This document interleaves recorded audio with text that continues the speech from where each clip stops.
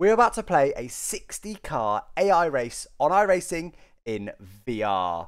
We're also going to compare the VR experience to F1 22, because I've been playing quite a lot of that lately, and I wanted to see how it compares on each game and kind of get a feel for the strengths and weaknesses of each, so we'll be talking through that as well. First of all, let's hear from this video sponsor. This video is sponsored by Top 11, the free-to-play football manager game on Android, iOS, Huawei Store, Microsoft Store, and even web browsers. Now, before getting into a match, you need to sign some players and run some training. I really like that you have to set up the training yourself. It really helps you feel in charge of your team. Once you've selected your squad and formation, you're ready to jump into a match where you have to live manage your team. I absolutely love that this game features 3D highlights from the important moments. The graphics are actually really impressive for a mobile game, and it really helps you feel that you're in charge of a real team rather than just sort of watching dots move around. And the match results really do matter, as you'll be competing against real world managers from around the world in daily leagues, or if you do well enough, in Cups and Champions League. Top 11 really does have some great depth to it, so why not give it a go with the link down in the description. It's free to play. Here we go then, starting on the grid for the Canadian Grand Prix in the USF 2000 on iRacing. I say the grid, but as you can see, we're actually starting before the final turn. 60-car grids do not fit on the main straight of Canada. Once the red lights go out the top there, we are underway, looking up in VR. You see me in the bottom right hand side there, the webcam of me in VR, and getting a reasonable start there. Better start the air round. We're just backing off there because there's a lot of traffic around. AI struggling to try and do a restart and get through the final turn at the same time. We've got a good run here on the cars on the left hand side. Obviously, as you can see, not a live commentated video this one. I'm commentating after the fact, but that will hopefully allow me to talk you through a bit more with the benefit of hindsight about the benefits of iRacing VR versus F1 22's VR. But I just managed to sneak up the inside of someone there, just trying to go through where we just managed a little bit of contact. You see at the bottom there in the green text, car contact 0xo, so a very minor bit of contact. We get away with that one, no problem at all. Diving up the inside though into the first chicane, bouncing over the curb, trying to hold it on the outside if we can, and yes, get a nice exit, a little bit of oversteer, but we get the exit well enough. A little bit bumpy in VR, going up the inside now, but a little bit bumpy in VR. Interestingly, it didn't seem this bumpy when I was actually playing it. I'm not sure if that's a recording thing. I don't think it is. I think what actually happened is, in VR, I was probably not surprised that it was bumpy because, you know, I'm supposedly sat in a race car. It's supposed to be a little bit bumpy. Just backing out of it there, getting running out of room a little bit as this car was moving around, trying to go around the outside of the other car. Accidentally sent it on 3 people there, right up the inside, and he just backs out at the right time there. Very aggressive. I was quite surprised by it. We didn't mean to send on that many people. But yeah, so apologies that it's a little bit bumpy in this video. Another bit of car contact there, but not a lot I could do about the bumps. Unfortunately, it is what it is, but it's certainly cool to see the race in VR. I will say as well, I've put the graphic settings on pretty much the lowest they'll go in this one. Let's talk a little bit about the VR experience then while we see a little bit more racing here, because I'll be honest with you, it's wall-to-wall overtakes. I can't possibly only talk about VR in the supposedly boring bits. It is overtake, it is the highlights rather, obviously, but even then, it's still it's still a lot of overtakes. So we're not going to get any real lull moments. We'll just talk through this final chicane first. The guy on the inside there staying there, so we give him a little bit of room. Almost hit the car in front, managed to avoid him nicely. We'll try and get one of them here. So yes, VR. With this one then, obviously having recorded it and stuff, also recording it in 4K, it was hovering around about 60 FPS in the top right, just to the right hand side of the mirror above. You can see the FPS counter just about, but obviously I don't always look up there, so you can't see it at all times. But yeah, I'd say the average is around about 60 FPS. It didn't really very often dip below 60 FPS, which was quite nice. In F1 I was struggling for, I don't know, maybe 40 FPS, interestingly, but I think that's possibly an Oculus issue with how much the game uses the system resources. Obviously, it's a lot more demanding game than iRacing. I did try F1 on the lowest settings as well, and it didn't really make a difference, interestingly. So I think it might be perhaps something else that the Oculus system is struggling. But obviously, using the same headset, you're still using Oculus Air Link, so it's wireless, as you can see. So nothing much really there has changed, but just much better frame rate on iRacing. 60 FPS, to be honest, was solid enough. Do you want it a bit higher, really, ideally? I was able to get 120 FPS a lot of the time, but as soon as obviously I jumped on the grid with 60 other cars, there was no way that I was going to get a little bit of contact once again there around the outside, but there was no way, unfortunately, that I was going to be able to get 120 FPS with that many cars on the grid. But it felt smooth enough. It felt a lot smoother than what F1 was, and I was struggling a lot less for form as well compared to F1. Just diving up the inside there, just get away with that. You can see the reaction of my face there, and because look, you see, I've dived to the inside. I didn't mean to go that deep. Bit of contact there, but he backs out just in time, and I get away with that. That could have very easily ended up in quite a large accident, but we do get away with that. Down at the inside now, hopefully. Can we pass both cars, maybe? Yeah, getting it all just stopped nicely. A little bit deep, but nice move there. Super late on the brakes. Go back to the VR experience then. He's a little nod there of me as well in the bottom right there. Happy with that move. Go back to the VR experience. Yeah, so overall a lot smoother. And actually, interestingly, my pace in this was a little bit slower than what I was running. I did this also on stream without VR. And I was running between, I think it was between 80 or maybe 75 and 100 AI level out of a maximum of 120. But as with most games, when you go above 100, they have an artificial advantage. So yes, between 75 and 80, 75 and 100 AI level. For this one, I lowered it to between 70 and 90 AI level. So a little bit lower because thinking I'll be a bit slower in VR. But actually, I was finding I was comfortably quicker than the guys I was around. So I actually think I didn't really lose that much speed in iRacing VR, interestingly.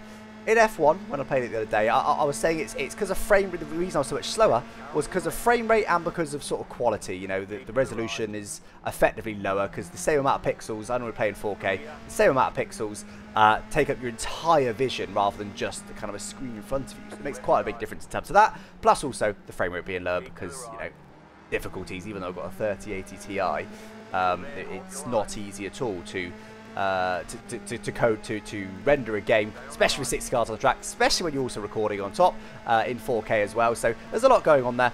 But yeah, overall, I find this experience a lot better. I've got to say, it was a lot smoother. And okay, iRacing graphics are a lot more basic than F1 graphics. You know, make no mistake about that. That is absolutely clear to see.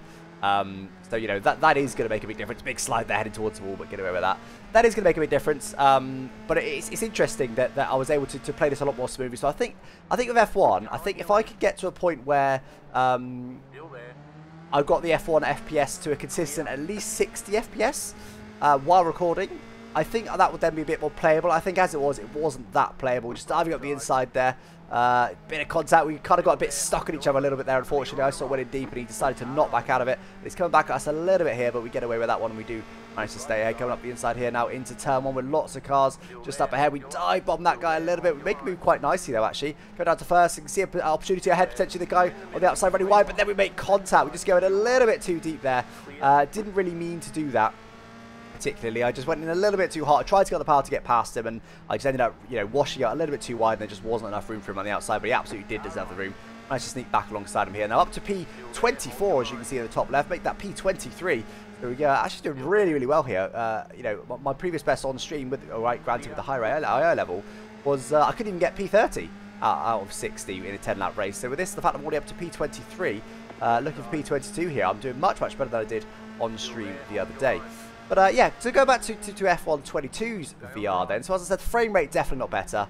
I don't know if they can optimize the game enough. I mean, it is just a much more advanced game, is F1 22.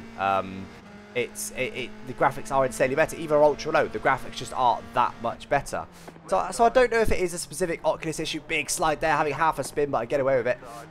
So I don't really know if it's a straight Oculus issue or if it's just a straight, you know, F1 22 is more demanding. I'm not really too sure, but either way, certainly my VR experience on iRacing was a lot better. As I said, I was just as fast. I felt super smooth. I was able to race quite comfortably with it.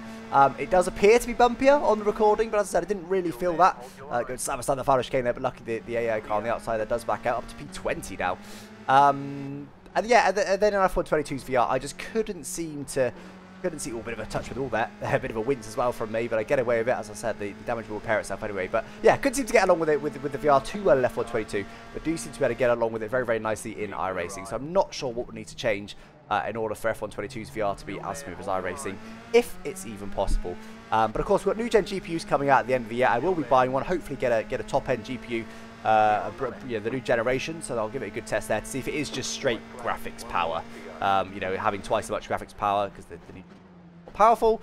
We'll see if that makes a difference, but that's of course quite a few months away, which is why I wanted to play this game instead, just to get a feel for it, because I did really struggle at Monaco on F1 22. Anyway, let's just talk about this race now then, shall we? Let's leave the VR chat aside. Let me know down in the comments what you thought of it all. But just coming on to the final lap of the race now, all the way up to P16. So a great race. They've got a little bit deep there though, just having a slide, ended up in the wall actually, ended up in the wall there and losing the car and not being very happy with that. Managed to spin it around pretty quickly though. and get going again. But all our hard work there has been undone. You see, we ran a little bit wide there, a little bit of a slide. It just puts us in the wall. We do get a bit of damage. As I said, damage isn't instantly repaired, which we'll see in a moment from the offboard shot, from the chase cam shot. This shows it the best. What you're looking for here, the rear right suspension breaks, but then it repairs itself, and that just gives me the helping hand I need to spin it around. Look there, you see, as the tyre kicked up there, that was what just spun me around. I was sort of almost had it under control. I was struggling because the suspension was broken, but I almost had it under control. But unfortunately, the way the suspension suddenly fixed itself just kicked me around, and then I lose it. So from P16 all the way down to P37, we lost 20 positions with that spin, and I was bitterly disappointed. Last lap of the race, I was like, this is great. We got P60 in the bad. My best result by some way against AI, and well, 60 car grid AIs anyway, and I was thinking, just push for a fast lap. And I would see if I could see the fastest lap of the race. At the time, I didn't have the overlay that you can see on the left-hand side on my screen, so I couldn't actually see it. So I was going to try and push for it, whatever it was, but I just didn't get a chance. Diving up the inside now, though. We're going to be ultra aggressive. Bit of contact with the X there. We're going to be ultra aggressive now. Just absolutely go for it. We've got nothing to lose. It's staying at P17. That's obviously not quite right. But just try to gain a number of positions here. Maybe get back up to P35 or so, which is what we're battling for now, I believe. P35, we have a big lock up there. Just can't get it stopped for the corner. Having to take to the off track. Get a 2.4 second slowdown. You can see me there. Not happy. Not happy. I was really happy with this race. P16, and on the very final lap, we lose it all. P39, it looks like it was. Make that P40, I believe. P40 at the finish. P40 from P60. I mean, I don't regret my mistake into the final turn. That I just absolutely went for it.